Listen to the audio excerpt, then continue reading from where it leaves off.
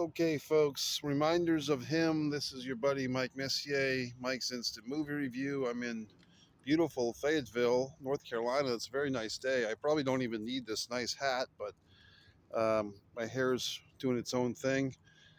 I'm in the middle of travel, and what's nice with these movie theater subscriptions, this AMC in particular, I can go visit a wonderful theater here in Fayetteville, North Carolina, as part of the subscription, no extra charge for seeing a movie out of my normal terrain.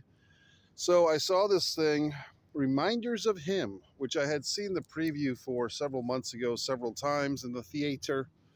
And it seemed like a teenage kind of melodrama, but it's actually more like adults in their 20s and 30s and so forth. Very millennial uh, characters here with millennial references of Green Day, the song, not Green Day, Yellow by, who's the people that did they're on a date thing at Gillette Stadium?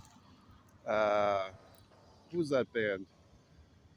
Yellow, the song Yellow, you know what I'm talking about. I can't remember the name of the band now. But in any event, it's going to bother me. It's going to, Gold Dust, Coldplay, God. I believe Miley Cyrus has a song in this movie towards the end. So it's a somewhat complicated story, but they layer it on the thick. They layer on the love and the hate and the emotions and the regrets. You've got a little bit of Orange is the New Black. The pretty white girl goes to prison. You've got the love triangle. From the get-go, this movie is using a lot of, I would say, manipulative things, but they use it well. Save the Cat, if you're familiar with that book, the screenwriting novel. How do you make an unlikable character likable? You have the character save a cat or save a child. And basically, in scene two, Kenna, our lead female character, central character, saves a cat, quite literally. She has a kitten thrust upon her. What's even better than saving a cat? Saving a kitten. So, someone read their Save the Cat book by Blake Snyder. How do you make an unlikable character likable? You save a cat. You have the character save a cat. Clint Eastwood, in a famous spaghetti western, saved a baby calf, CALF. So manipulative stuff, but it's effective. It all comes together. I give the movie credit. Car accidents. I've told you about this before in other reviews. This is a good way to kill somebody. Um, Car accident is a nice, kind of vague way of killing a character.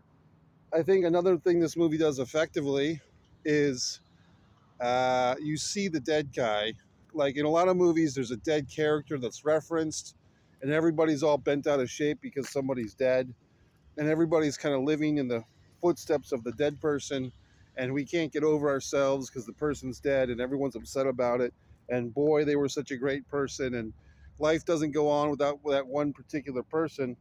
But oh my God, they're dead, and we have to think about it for 2 hours. And a lot of these movies that have the dead character trick don't actually show you the dead character. This one does. They have Scotty, and I mean, how can you not love a dead guy named Scotty? They have Scotty in wonderful flashbacks where he's more or less a white trash saint. So it's nice to see Scotty, although we know he will die. It's nice to see him. His parents are upset because Scotty was killed in a car accident with Kenna, who they've been led to believe, as we, the audience, spoiler, we've all been led to believe that she was a little trollop who was drunk, couldn't control her liquor, too lazy to call Uber. But she was set up the whole time by the evil judicial system. The evil cops broke her with the confession and sent her to the big house because they do that. The cops always have it in for white women, according to this movie, or at least in the case of Kenna. They, had no sympathy for the fact that she was all screwed up from a big car accident and thought her fiance or her boyfriend was dead. They just said, we're going to throw her in the cell. So it could have happened. In the movie, it did. And if you can imagine it, it could happen, right? That's what they'd have you believe. So layers upon layers, the dead guy, the love triangle, and so the big romance here. And we know it's going to happen because you can't have these two attractive people. Um, the guy cannot resist, even though the female gave birth to his best friend's child, even though he thinks for most of the movie that she is the reason why his best buddy from childhood is deceased, because she was a poor driver and got him killed with vehicular manslaughter, even though he's under the impression that this woman, who's a single mother who has no visitation rights to her kids, she just got out of prison and she killed his buddy in a vehicular car accident, he's still going to fuck her, because he has to, because he has no choice, because he's a male and she's an attractive enough female and it's pink gold, basically. He has to have sex with her, and then he finds out that she really wasn't at fault for the car accident. So there's so many things here that are sad but true. Um, she knows it's wrong. She knows it's wrong to betwixt and bedazzle the best friend of her dead guy. She knows that that's morally incoherent and despicable, and it confuses her quest to be this good woman who gets back in the good graces of the parents of the dead boyfriend or whatever the fuck. But she has to have sex too because she was in prison with all these prison ladies and probably playing pie eating contests for 5 years. So now she needs some man meat and so forth. So it's all very fun. I actually did like the movie. You might be thinking that I'm being so condescending towards this film, because it's kind of like the movie succeeds despite all these cliches, despite all these rigmaroles, despite all these unlikabilities, because in scene number 2, they have Kenna save the cat. I'm going to go into this vehicle here. There's a person approaching. I don't want this strange person to know that I'm talking to myself or talking to you fine people. So should you go see this movie? Should you go not? Yeah, go see the movie. It's actually a really good movie.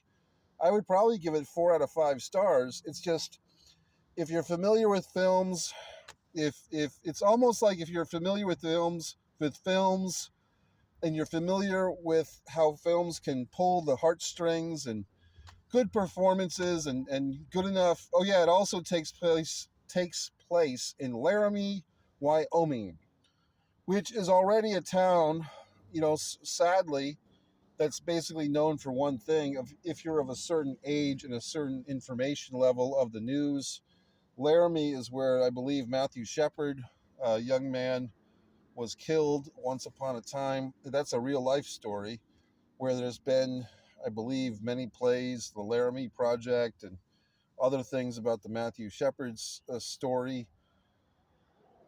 So I don't know if it would have been nice. I mean, I think they could have done a little bit of a shtick in this thing where, Laramie, Wyoming's known for one thing, and it's not a good one.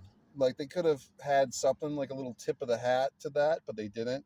Because I think most people of a certain age or a certain, education as far as the world, news events, life events, you pretty much know the Laramie, Wyoming as the Matthew Shepard thing. You don't think of Laramie, Wyoming for anything else. At least I don't. So Mike Messier, MikeMessier.com. I'm now spieling my artwork on Ko-fi, ko-fi dash MMA, ko-fi.com dash MMA. And you're saying, oh, you have a mixed martial arts? No, assholes. It's Mike Messier Art. Gee, I probably shouldn't call you a bunch of assholes if I'm trying to get you to buy my artwork, but sorry. Anyway, folks, it's your buddy Mike Messier. This movie is actually a good movie. It's just you can kind of see through the layers of emotional manipulation, but it works. Good job, filmmakers.